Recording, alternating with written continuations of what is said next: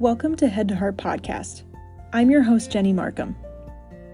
This bi-weekly podcast is created to be a safe space to admit what we truly believe in our hearts.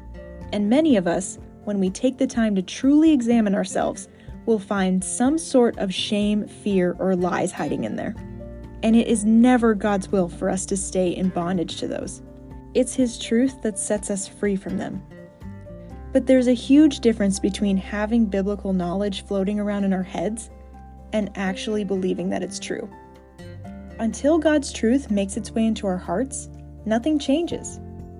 We'll be doing a mix of solo episodes and interviews with friends who have experienced the freedom that comes when head knowledge becomes heart knowledge. We'll also have a time of prayer where you will have a chance to respond to what God is inviting you into at the end of each episode. The truth will set you free so you can walk every day in the freedom God desires for you. It's time to let go of shame, fear, and lies. Those aren't yours to carry. Thanks for joining us. Welcome back to Head to Heart Podcast. I'm your host, Jenny Markham. I'm bringing a guest. Her name is Bonnie. I'm going to let her introduce herself. So, Bonnie, tell us about who you are as a person. Who you are, what you do, what you like, anything like that. And also make sure to include a fun fact at the end. Okay. Yeah. So my name is Bonnie Pue, and I feel like I should give my age. Maybe that's not what adults do. Why not? So funny. I'm going to be 38 this summer. That's so awesome. I'm a mother of 6 boys. And so that right there could be a fun fact, because that one sometimes will shock people when I say that information. But that's what I'm doing with a lot of my time is mothering. I live on the west coast of BC, not right by the ocean, about an hour from Vancouver, in the hills of the Fraser Valley. And speaking of that, I love to hike and get out in nature. I've just picked up a new hobby of trying to do nature journaling in my spare time. But yeah, I'm a homeschool mom, and I love good food, love Mexican food, and we have a pretty fun time. So, and then as a fun fact, this is very random, but when I was a teenager, I don't know if anybody listening would remember the Mac computers that kind of look like colorful bubbles. Do you remember those? Did you ever see those? Yes.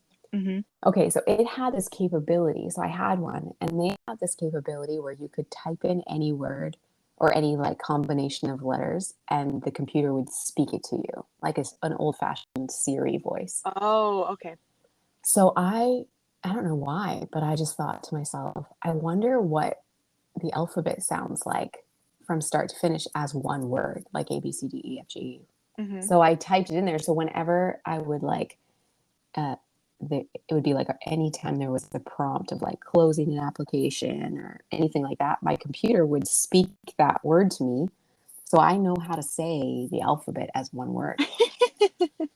And so I'm I feel like I should prove it. So in case you're wondering, yes, go ahead. Yes. It's Abdefklij Klunoperstuvuxis. Oh my word. That's how you say the alphabet. So that's pretty. I'm on the edge of my seat. That's awesome. Yeah. So that's phenomenal. Also, you and your husband have a podcast. Could you tell us a little bit about what that is like? Yeah, absolutely. It's one of our favorite things to do. So we have a ministry called the Union Movement, and we are all about helping people find wholeness in the areas of sexuality and identity and relationships. And we want to do that with a gospel-centered and a holistic approach, where we are not just, spouting a list of rules of what we can and cannot do and debating things with people, but rather that we have a redemptive focus about how Jesus knows how to take the most broken parts of our heart, of our lives, and redeem it and bring healing to us, and in a way, give us back the life that we dreamed of when we were young. So So our podcast is called the Union Podcast, and we interview guests who are maybe experts in different areas in the field, so maybe someone who has spent a lot of time working with people getting free from porn addiction, or those who even come out of the porn industry and found life in Christ. We, share their testimony, or we talk to professors who are, really strong in theology around covenant. So we talk about, people whose marriages almost fell apart, and, so just a wide variety of topics and guests. And yeah, that's a really fun part of what we do. So we also have some online resources, and also travel and go and speak at churches and provide even training for leaders who are wanting to become more efficient and effective in communicating with their people, and building up a community of faith that has sexual integrity that can last. So that's another one of our passions in our life. That's phenomenal. I even listened to one of the episodes you guys made, and it was with Christopher Yuan. Oh yeah. And it was great. I loved that episode. Yeah, he is honestly it felt like a gift, an honor to have him on the podcast for sure. He is a wealth of wisdom. So Bonnie, what have you been set free from? Yeah, I think, particularly in these areas of sexuality and identity, I sometimes joke and say, I was the homeschool church kid. My parents were open and honest with us. We'd have lots of conversation around matters of sexuality. But I did keep a level of innocence throughout my teen years. And as far as like what I participated in, but it's interesting when it comes to these topics of sex. It's interesting how simply ideologies and philosophies come in like a seed, and they start in thought form. And I think a lot of people, when they hear that, we have a ministry to help people with sexuality, they're like, oh, like I'm not addicted to porn, or I never, nobody ever abused me. And if that's the case, praise the Lord, that's wonderful. But what we have found is that a lot of these behaviors actually, of course, they stem from ideas. And so when you ask me, like, what have you been set free from? I'm like, man, there are some philosophies that had crept in even at a young age, even though I was a homeschool church kid. And one of those ideologies was that as a female, so I'm talking, this is me when I'm 16. As a female, I had to kind of like play a game and be. I don't think I really knew how to flirt, but I felt pressure to know. I felt pressure to be like, kind of this thought, if you don't want to be alone, Bonnie, if you want to get a guy's attention, you're going to have to use yourself as bait. And I thought, well, I don't really know how to do that, but I don't want to be alone. And so there was like this, almost like taking this one element of who I am, the sexual aspect of who I am, and feeling this pressure to push that to the front and let that be like the marketing part of my personhood. And so when it was actually a guest speaker came to the church where I was attending, and I remember him preaching and just saying, like, young women, you need to know that you're free to be a daughter, a sister, one day a mother, and a friend. Like you are free to be that, and you only have to be like a woman in this tone. Like, I think you know what I mean by that. Like, you only have to be have to be a woman to one man who has committed himself in covenant to you. To all others, you don't have to access that sexual part of who you are. And that, I would say, that was like the first transformative message that brought freedom in my life. And it released me to be friends with guys and not add this tension or feel like I needed to cultivate this image. And that brought me a lot of freedom.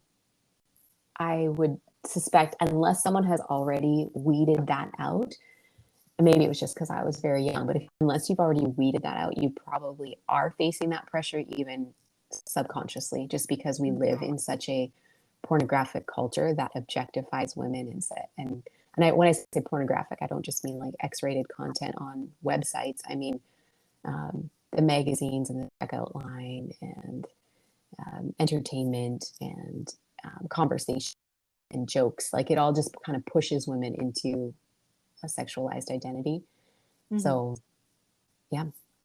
I like how you worded that of it set you free to be friends with guys, because even the person that you do marry someday, you do want to be friends first. Yeah. So I really like how you put that of it takes a lot of pressure off. That's beautiful. Mm-hmm. Yeah. And it's interesting because my husband, his story is, through high school, he would say like, he's like, I was a sinner and I was good at it. he was not seeking the Lord. He said, the Lord found me. But so prior to coming to Christ, then he's openly talks about it, just that he was living the life that the world told him would make him happy. And so, he said, like, I'd manipulate girls to get what I wanted. I would, see them as a conquest of who can I get to date me and what can I get from them.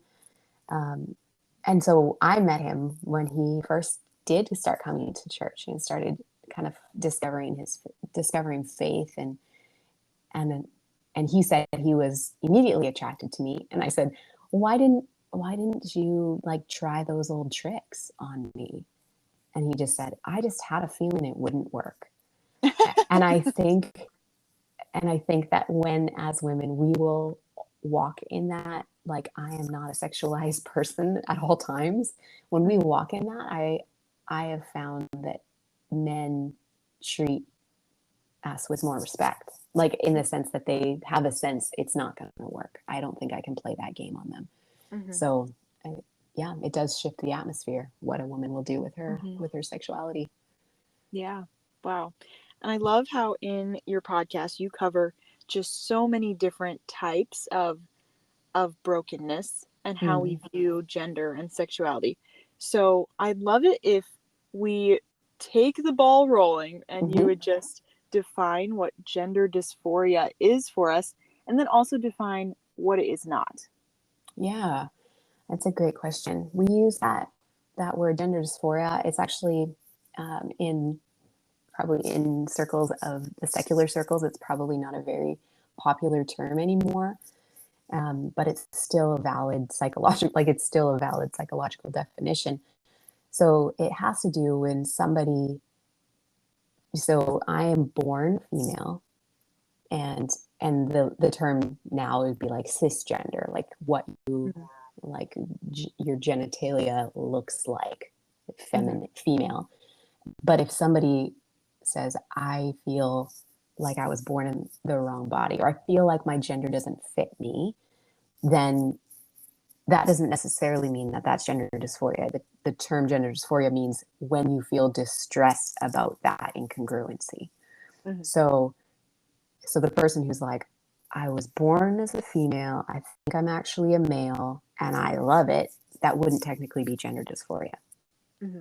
But if there's somebody who, I was born as a female, I wish I was a male, that's distressing to me, then that would be gender dysphoria. Okay. So, yeah. Okay, that clarifies it. I'm so curious about your answer to this next question, but in such an issue as gender dysphoria, it sounds like strong cultural gender stereotypes that we have in the US and in Canada and North America in general. Yeah. I'm just probably all over the world, but it sounds like strong cultural gender stereotypes would affect that issue negatively. How do they affect that issue at all? Yeah, I see that as a really significant piece to it. And I think that, I think that God has given us some boundaries for our gender, for our sexual identity. And then I think as humans, we have slapped a whole load more on to people, and that has created trouble. And so maybe I'll even share from my own, this could be another thing that I was set free from.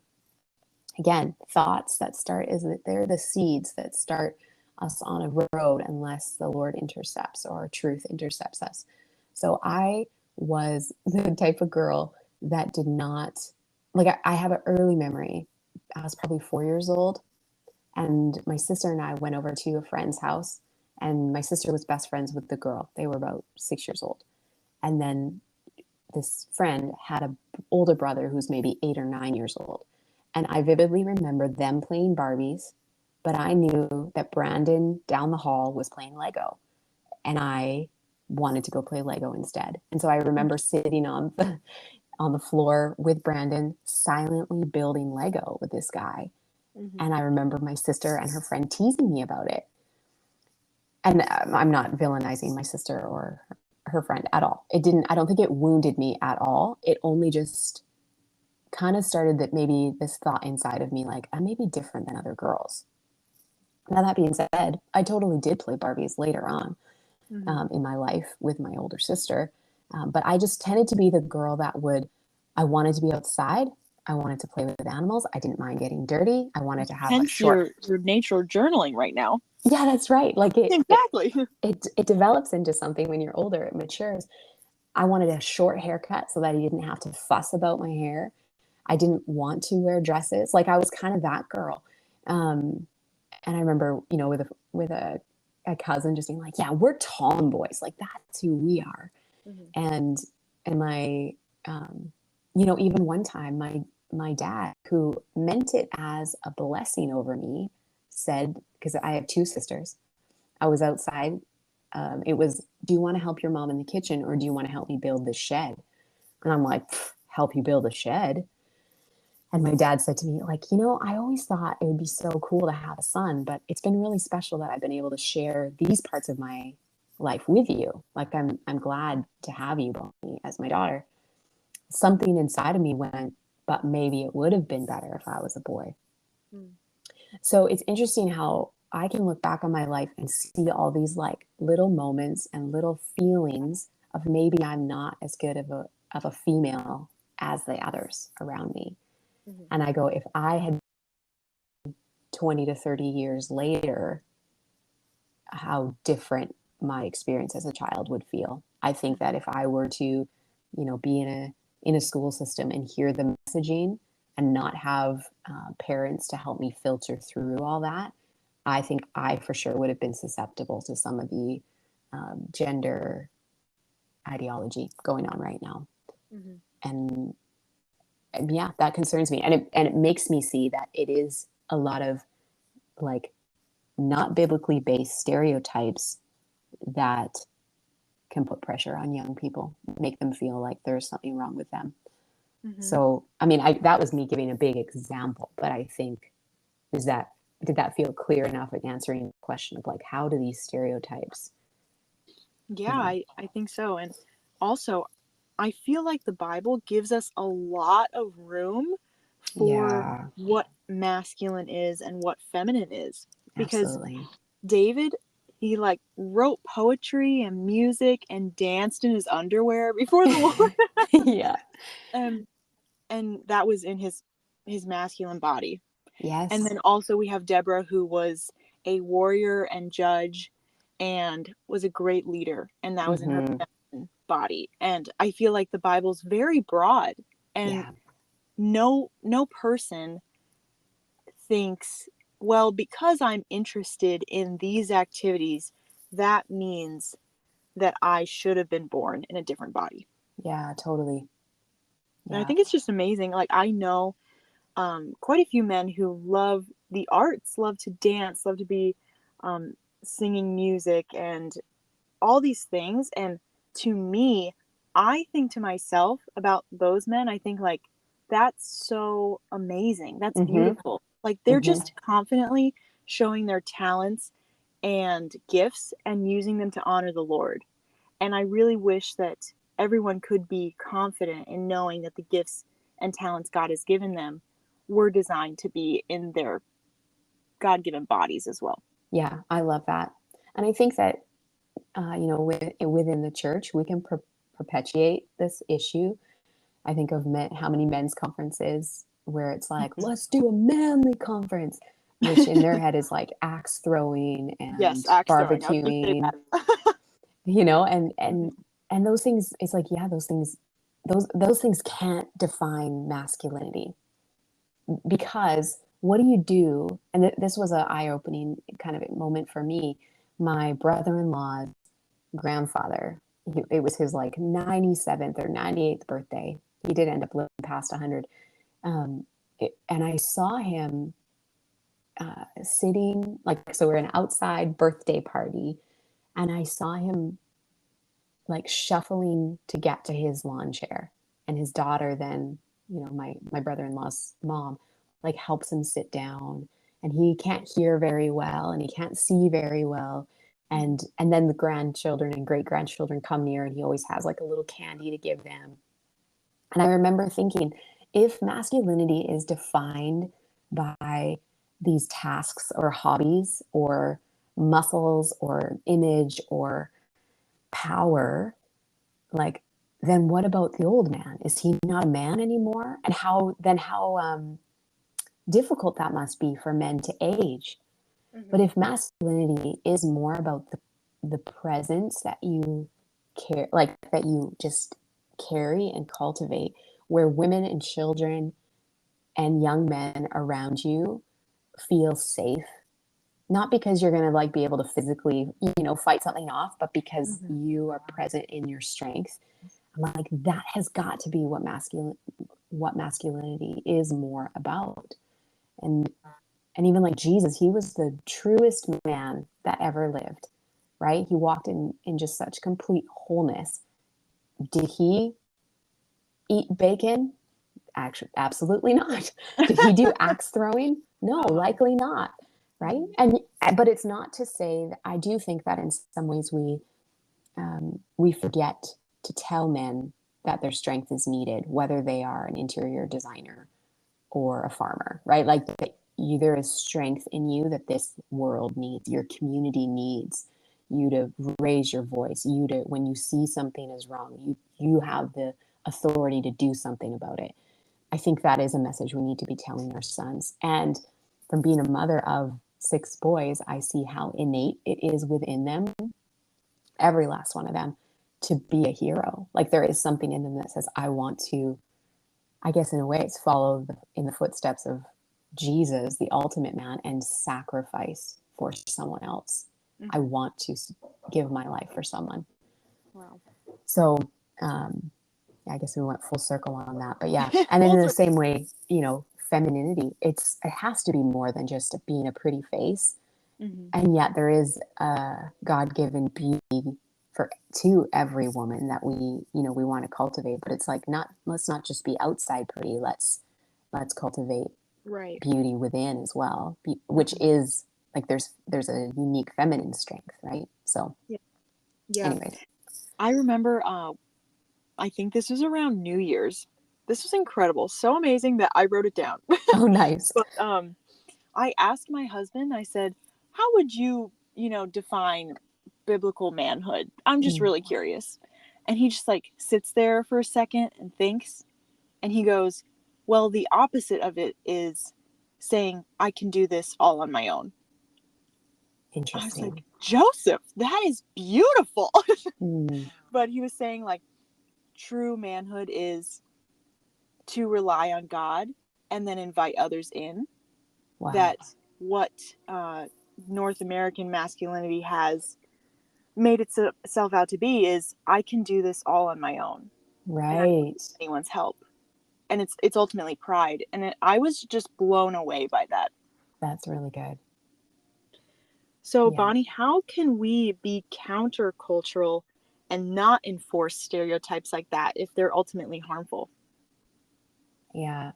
I mean, I think it has to start in our front yard, in our homes, in our families, and then even within our friend groups. And then it moves out from there. I think so I think it has to do with not tolerating the jokes or if some people are serious about it, of like, well, men shouldn't cry, or women are just so emotional, or, you know, like kind of, that's funny that I picked on that one. When it's like, well, psychologically speaking, male and female are equally emotional. It's just that often, because of the interconnectedness between the two sides of the brain, hemispheres of the brain, women are able to express their emotions more quickly. So that's very different than women are emotional and men aren't. So that's just one example, but those things come up in conversation. And I think as we learn more about what true femininity and true masculinity is, and what are the bounds that God puts on us, and then kind of like rejecting the ones that the world tries to put on us, as we do that, it should start to inform the way that we parent, and then the way we're interacting with friends. You know, and something that even when I was just kind of, I would say, like really learning how to surrender to God as a 19-year-old, something I felt the Holy Spirit was strong with me in was, don't laugh if you don't think it's funny, which is like a form of honesty. Yeah. But you just feel this, like, just follow. If someone makes a joke around gender, or around, you know, husbands and wives, or around boys and girls, and it's not true, and you don't think it's funny, be real about that. Just don't laugh. You don't even have to have like a long paragraph or a big, you know, speech about why you don't think it's funny. But just like in those small choices. I mean, and there's people who are, you know, people who are writers, people who are movie makers, people who are, you know, leaders over communities of faith. It's like you have a greater play, like another layer of influence, and where you can start to communicate these themes. I think address it head on when you can. And truth sets us free, and not just us, but also the people that we love. So, I mean, when my one son, when he was 4, probably till he was 6 or 7, what's your favorite color? Is pink. His favorite color is pink. And I was like, I would tell people, don't tell him that's a girl color. Like, don't, like, let him love it as long as he wants, you know? So I think it's some of those little things that we just honor our kids in their personalities. That's like a, you know, a parenting piece as well. Yeah. I love that. And if someone listening struggles with feeling this worry of, am I not feminine enough? Or does my femininity look like this? Does it look right? Or if that's a worry that they're having, how would you encourage them if they struggle with that? Yeah. I mean, obviously from my own experience, then I can look back of like, how did I start to embrace kind of that more traditionally feminine space? And I think it was when well, actually, you know what? There was a really key moment. Again, in my late teens, I was in a time of worship, and I think I was wrestling with this specifically. And I felt like the Lord whispered to my heart, I made you a girl on purpose.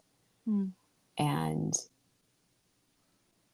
kind of to realize that the way I wasn't a mistake, right? Like you're saying, you know, here's David, he's a warrior, and he's a musician who weeps and expresses his emotion, and has guy friends, and right, like that wasn't a mistake, that this unique combination of what I love and how I am and my competitive side, like that's not a mistake. So when I realized that, it helped me embrace who I was in my personality and my giftings. But then I think it also freed me up to lean into, like, I think I was almost rejecting some of the more traditionally feminine parts because I was thinking it represented weakness. So I would be like, I don't like pink because I've seen the, like, I don't know how to explain it, just like I just want to go to the shopping mall. Like I'd seen that persona, and it's like women are allowed to like shopping, but I had seen it, the extreme stereotype. And so I was rejecting the things that looked like weakness to me, instead of being able to relax a little bit and go, okay, I know who I am. I know that I'm made a woman on purpose.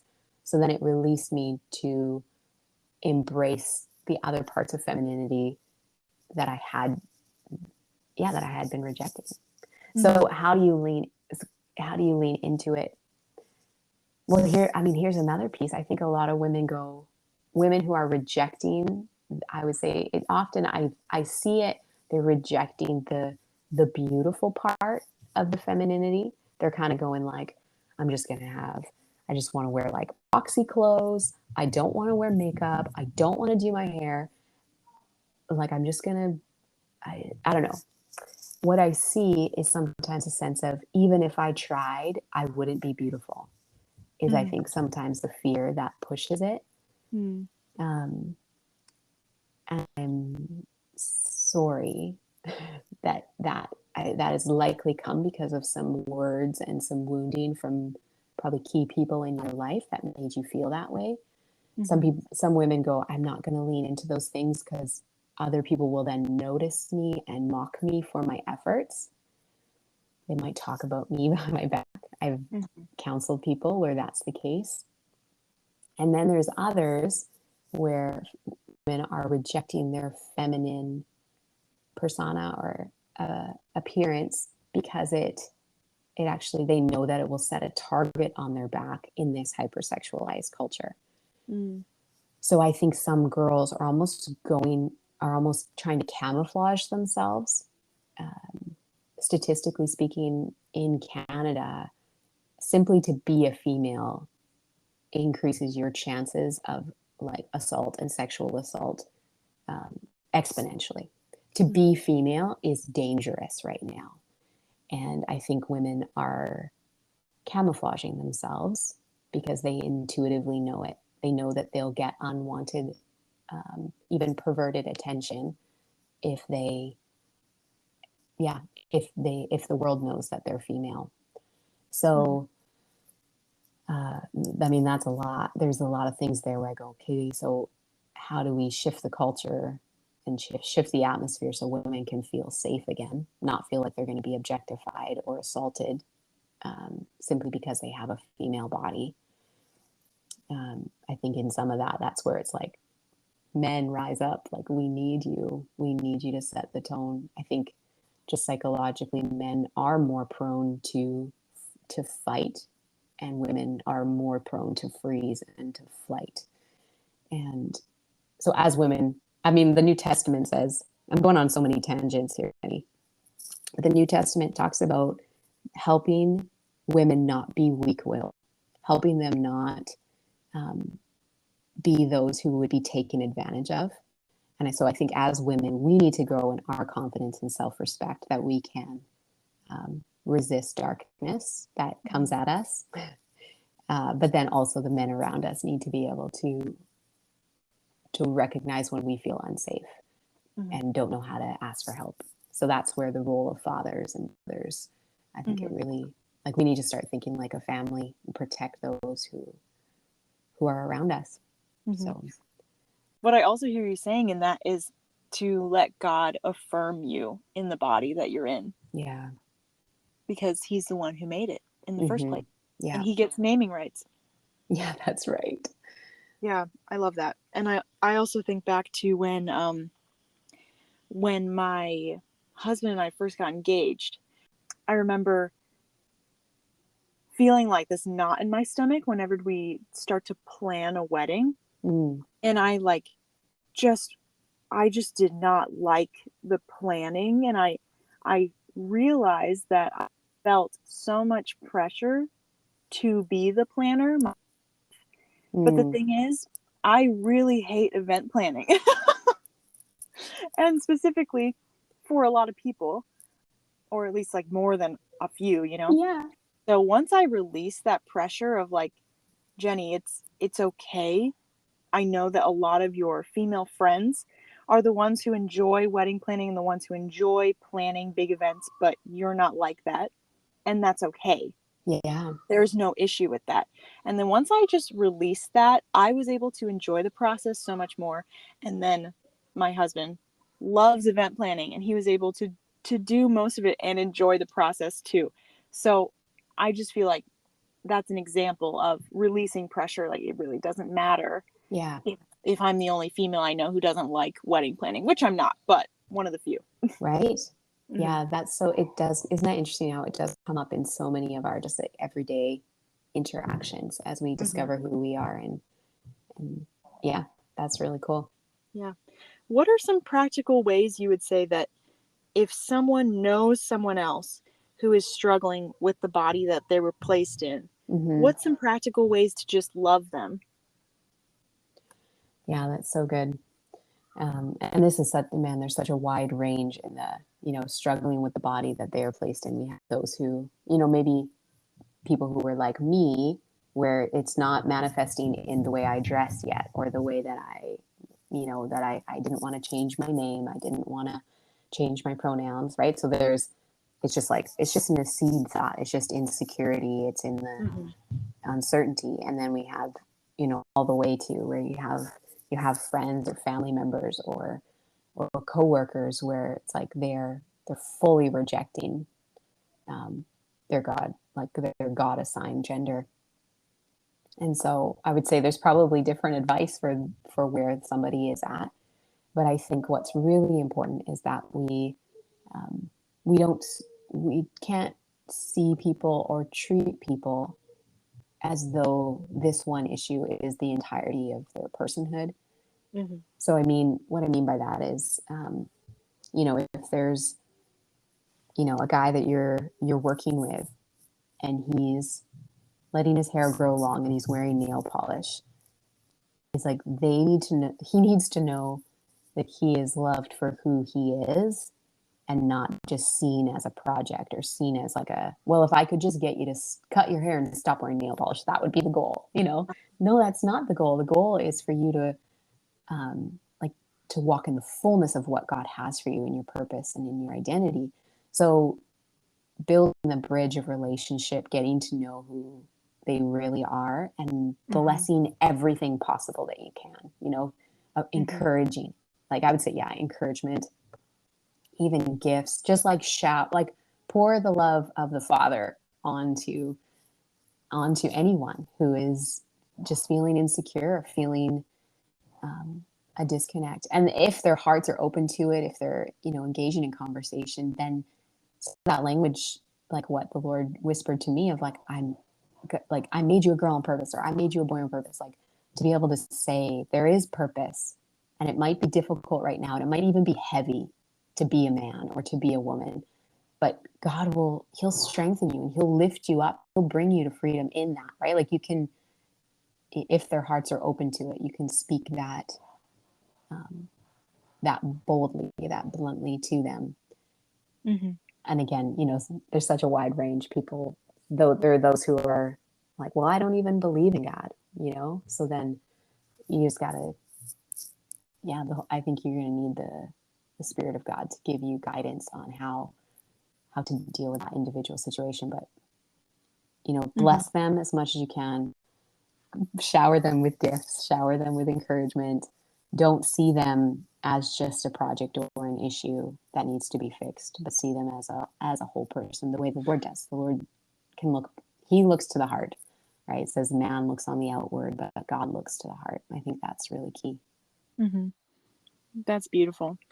Bonnie, thank you for sharing your personal experience with us, and thank you for sharing everything you've learned over the past years of doing this work. Absolutely. It's an honor to be here and to share with you. Thank you so much for listening to this episode of Head to Heart Podcast. It's a joy to record them and a joy to have you listen. Since you're a dedicated listener and made it to the very end of the episode, I have 2 gifts for you. One is that I have a free resource linked in the show notes for you. It's a resource created to help you take the truth you've learned either in this episode or in a previous one and apply it to your life. The second gift I have for you is access to my seasonal playlists. Every season, summer, fall, winter, spring, I create a regular playlist and a worship playlist that will be ongoing throughout the season. And you'll be able to follow it on Spotify if you need some good boogie tunes. Because let's be honest, in another life, I would have been a DJ. So you now have full access to meet all your seasonal music needs in the show notes. As always, I love hearing from you. So follow me on Instagram and send me a DM of how this episode impacted you. The handle is headtoheart_podcast. And if you would be so kind, leave a 5-star rating and review on Spotify, Apple Podcasts, or the website. By doing this, you'll help me get more amazing guests on the show in the future. I'll be releasing new episodes to you every other Friday, so stay tuned and thanks for joining us.